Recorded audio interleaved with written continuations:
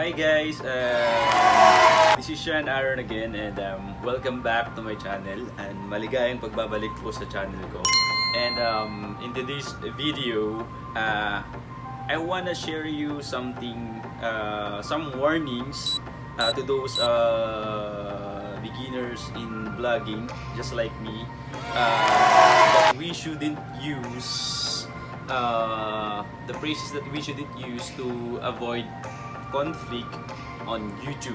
So it is because YouTube will direct this phrase every comment you made, and they will spam your message and possible sending you a warning email. And I wanna share this to my same beginner vlogger guys na we should be careful, especially when we are starting yet and we're under approval pa ng Google AdSense. So na nagko-comply pa ng requirements for us to monetize our our vlogs. So these are the top 5 phrases that we should not use when commenting on YouTube. So first is yung phrase na sub to sub. So I have seen a lot of comments on the different channels na uy, pa sub to sub naman tayo guys, sub to sub. So the YouTube team will detect that. They have this so-called automated system that they will validate your comment, and when they found out that you're using this phrase na sub to sub, so it is against their policies and guidelines. So you will be receiving a warning email to them. So iwasan po natin yung guys. And second is yung hug to hug. So please don't ever use the hug to hug phrases when you're commenting on your on your YouTube channel, comment section, and to the other vlogger, and then and the third one is punta ka sa bahay ko guys. Hindi lang po English yung kinikonsider ni YouTube na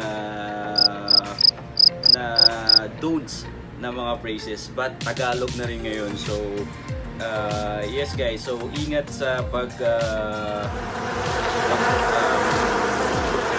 gamit ng phrase na punta ka sa bahay ko.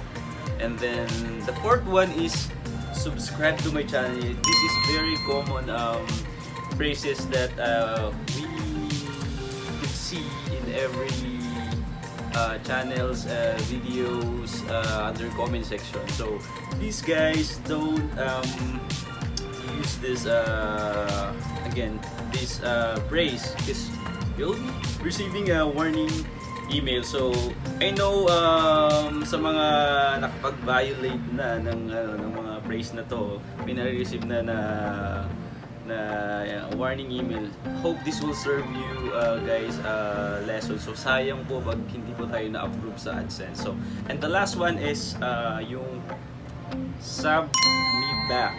So sub me back guys, wag na rin natin siyang gamitin na yung phrase na yan, because it will not approve our Google AdSense to monetize our vlogs. So guys, I think that's it lang yung i-share ko, and hope this is very helpful and informative to you guys. And again, and I wanna say thank you dun sa mga nag-subscribe na sa channel ko, and I really appreciate your all positive feedback again, mga katropa, ka-idol.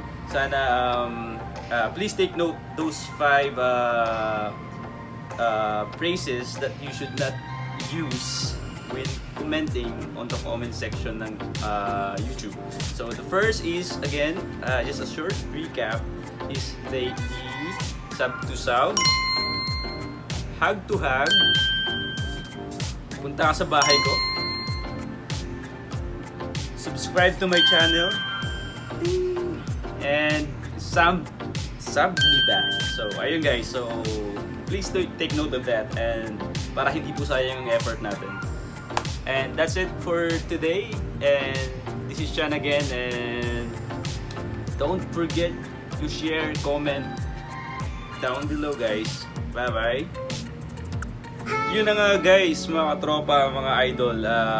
Hope those tips, the phrases that we must avoid using will help you, and to those aspiring YouTuber and vlogger, I hope you will learn from it guys, and you will apply it in your vlogs, and I wish all the success sa inyo mga idol, and bye.